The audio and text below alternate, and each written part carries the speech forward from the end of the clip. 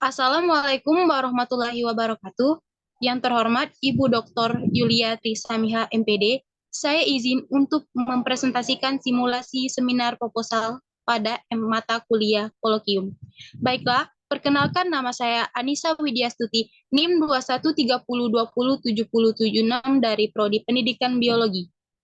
Adapun judul proposal skripsi saya ialah implementasi pelaksanaan pembelajaran biologi pada kurikulum Merdeka untuk siswa kelas 10 di SMA Negeri 1 Banyuasin 3. Next.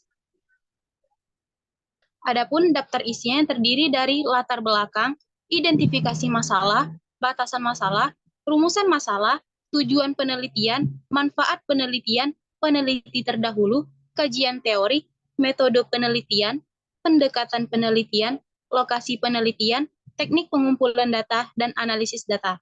Next. Latar belakang.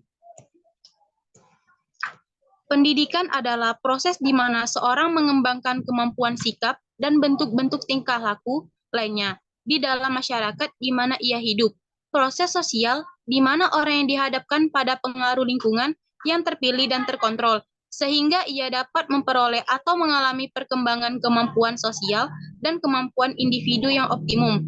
Pembelajaran biologi merupakan proses pembelajaran disiplin ilmu yang mempelajari tentang makhluk hidup untuk mencari tahu dan memahami tentang kehidupan pada alam semesta secara sistematis. Pada fase F, cakupan materi biologi adalah struktur sel, bioproses dalam sel, genetika, evolusi, sistem organ, struktur, fisiologi pada manusia, pertumbuhan, dan perkembangan, serta inovasi teknologi biologi. Pada kurikulum Merdeka, siswa lebih banyak diberikan kebebasan dan kesempatan untuk belajar tanpa merasa tertekan dan terpaksa, sehingga dalam proses belajar mereka akan senyaman mungkin untuk belajar dan memperhatikan bakat alami yang dimilikinya. Berdasarkan latar belakang di atas, maka peneliti tertarik untuk melakukan penelitian dengan judul Implementasi Pelaksanaan Pembelajaran Biologi pada Kurikulum Merdeka untuk siswa kelas 10 di SMA Negeri 1 Banyuasin 3. Next.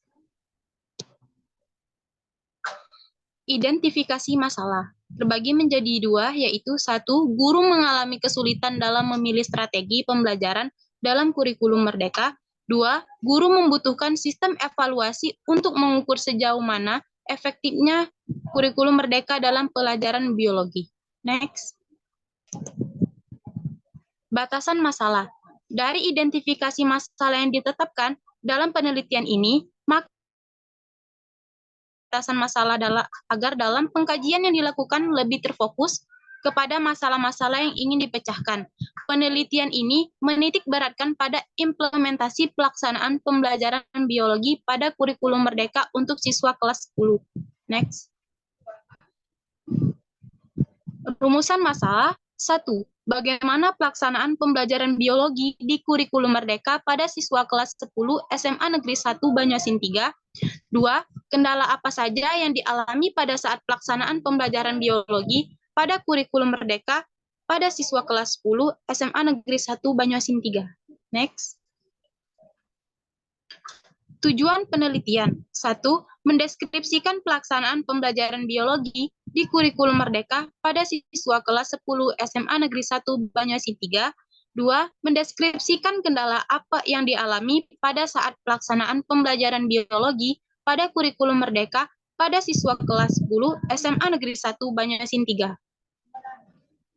Next. Manfaat penelitian terbagi menjadi dua, yaitu 1. Manfaat teoritis.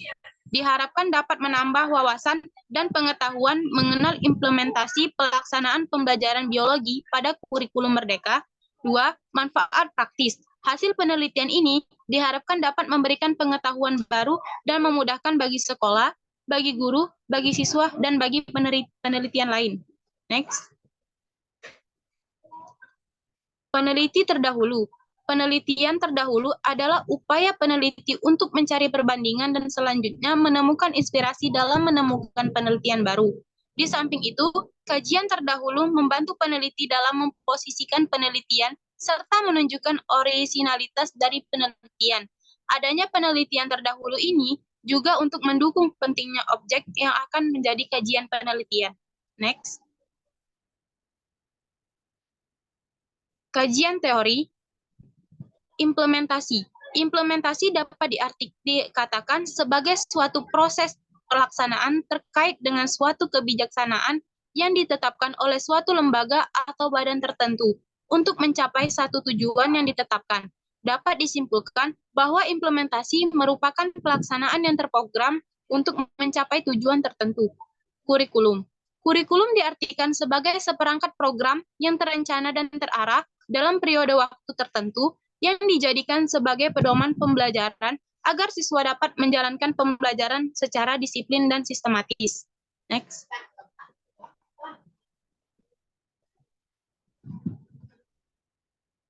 Kurikulum Merdeka. A. Pengertian kurikulum merdeka. Kurikulum merdeka belajar merupakan kurikulum pembelajaran yang mengacu pada pendekatan bakat dan minat. Merdeka belajar adalah suatu suasana di mana sekolah, guru, dan murid memiliki kebebasan, dalam arti bebas untuk berinovasi, bebas untuk belajar dengan mandiri dan kreatif. B. Tujuan kurikulum merdeka untuk menjawab permasalahan pendidikan terdahulu. Adanya kurikulum ini akan mengarahkan dalam 27 mengembangkan potensi dan kompetensi peserta didik. Kurikulum merdeka bertujuan untuk pemulihan krisis pembelajaran pasca pandemi COVID-19. Next. C. Fungsi kurikulum merdeka. Adapun fungsi kurikulum bagi pihak yang terlibat diantaranya bagi kepala sekolah, bagi guru mata pelajaran, bagi peserta didik, dan bagi orang tua atau masyarakat. D.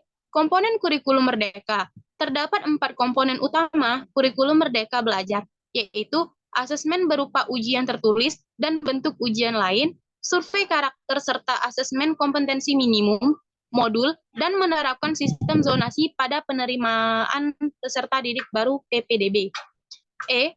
Acuan pelaksanaan pengembangan kurikulum merdeka. Secara umum, hal tersebut terdiri dari perencanaan, implementasi, dan evaluasi. Next.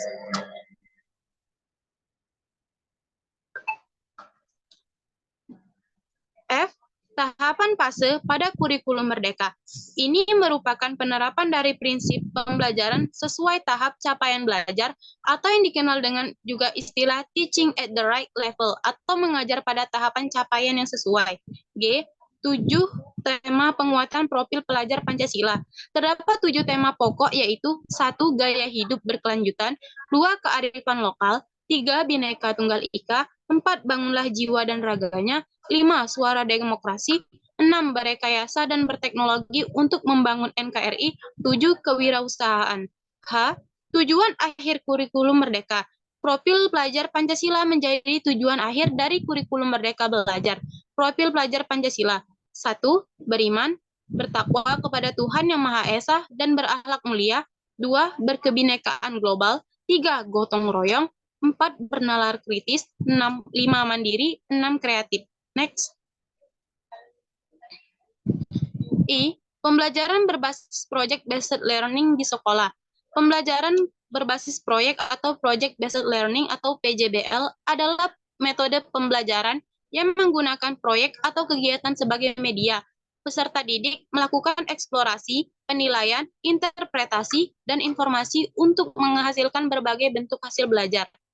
J. Implementasi kurikulum merdeka sekolah menengah atas atau SMA. Implementasi merdeka belajar di lingkup SMA mengedepankan pencapaian pembelajaran per fase. Hal ini memungkinkan peserta didik untuk lebih fokus pada suatu masalah dan mulai berganti fokus pembelajaran ketika sudah selesai menyelesaikan permasalahan sebelumnya. Next. K. Berikut indikator yang digunakan dalam pembelajaran biologi pada kurikulum merdeka meliputi 1. Perencanaan. Rencana pembelajaran ini berupa rencana pelaksanaan pembelajaran atau RPP, atau pada saat ini disebut dengan modul ajar. 2. Pelaksanaan. A. Apresiasi. B. Konstruksi pengetahuan. C. Aplikasi konsep. D. Refleksi pembelajaran. E. Tindak lanjut pembelajaran. 3. Evaluasi, contoh instrumen penilaian atau asesmen yang digunakan bagi peserta didik, yaitu rubrik, checklist, catatan anekdotal, grafik perkembangan atau kontinum, observasi, kinerja, proyek, tes tertulis, tes lisan, penugasan, dan portofolio. Next. Pembelajaran biologi. Biologi merupakan ilmu yang menekankan pada hafalan, padahal sesungguhnya biologi merupakan ilmu yang memerlukan pemahaman, aplikasi, analisis, sintesis, dan evaluasi atau berpikir tingkat tinggi. Kenapa dan bagaimana?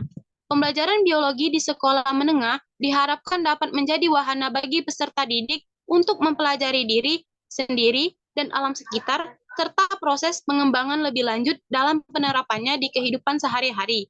Sedangkan penilaian hasil pembelajaran biologi sendiri pada peserta didik dilakukan oleh guru untuk memantau proses, kemajuan, perkembangan hasil pembelajaran peserta didik sesuai dengan potensi yang dimilikinya dan kemampuan yang diharapkan secara berkesinambungan. Next. Metode penelitian. Penelitian yang akan peneliti teliti menggunakan metode kualitatif. Penelitian kualitatif adalah penelitian yang menggunakan latar alamiah dengan maksud menafsirkan fenomena yang terjadi dan dilakukan dengan jalan melibatkan berbagai metode yang ada. Pendekatan penelitian. Peneliti menggunakan metode penelitian deskriptif dengan pendekatan kualitatif. Jenis penelitian deskriptif merupakan suatu metode penelitian yang ditunjukkan untuk menggambarkan fenomena-fenomena yang ada di mana berlangsung pada saat ini atau saat lampau. Next. Lokasi penelitian. Penelitian ini akan dilakukan di SMA Negeri 1 Banyuasin 3 yang terletak di Jalan Bukit Indah, nomor 72, Pangkalan Balai, Banyuasin 3, Kabupaten Banyuasin, Sumatera Selatan, 30911. Teknik pengumpulan data menggunakan dalam penelitian ini, peneliti menggunakan teknik pengumpulan data yaitu observasi, wawancara, dan dokumentasi. Next. Terima kasih. Mungkin itu saja yang bisa saya sampaikan. Bila ada kesalahan, saya mohon maaf. Saya akhiri. Wassalamualaikum warahmatullahi wabarakatuh.